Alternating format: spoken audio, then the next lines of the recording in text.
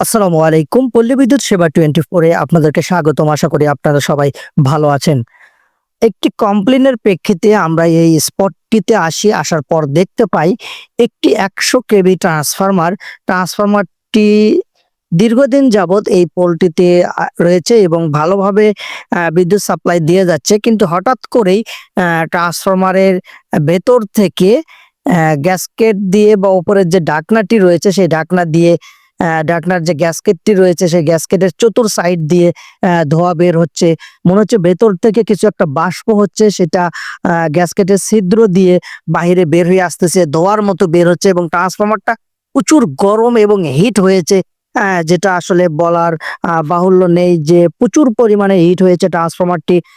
এটার আসলে কারণটা কি? কি কারণে এই প্রবলেমটা হতে পারে?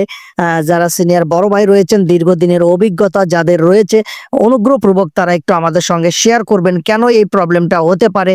ট্রান্সফরমারটা কিন্তু এখনো আন্ডারলোডে রয়েছে। ট্রান্সফরমারের ওয়ারিং ফুল কপার দিয়ে করা রয়েছে।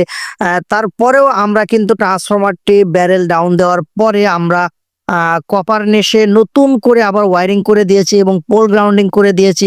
ইতিপূর্বেও ওইখানে পোল গ্রাউন্ডিং রয়েছে এবং ৬০ ফিট বোরিং করে পোল গ্রাউন্ডিং করা রয়েছে। তারপরেও এই প্রবলেমটা হচ্ছে।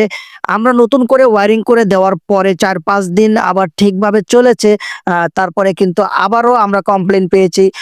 স্পটটিতে যায়া দেখছি আমরা যে ওই ঢাকনা দিয়ে পূর্বের মতোই ধোঁয়া বের হচ্ছে এবং ট্রান্সফরমারটা প্রচুর উত্তপ্ত হয়েছে এবং গরম হয়েছে।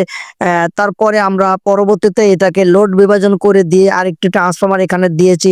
যদিও ট্রান্সফরমারটি ওভারলোডে ছিল না, তারপরে আমরা আরেকটি ট্রান্সফরমার দিয়েছি। তো এখানে যে প্রবলেমটা হচ্ছিল আসলে এটা কেউ কখনো ফেস করেছেন কিনা, সিনিয়র বড় ভাই যারা রয়েছেন, দীর্ঘদিনের অভিজ্ঞতা যাদের রয়েছে, অনুগ্রহপূর্বক তারা একটু আমাদেরকে কমেন্ট করে জানাবেন বা আরো অন্য প্রবেশের যে ভাইয়েরা রয়েছেন তারাও কিন্তু বিষয়টা জানতে পারবে এখান থেকে যে এটার সমস্যার অর্থাৎ এই সমস্যার সমাধানটা আসলে কি এবং এটা থেকে কিভাবে উত্তীর্ণ হওয়া যায়।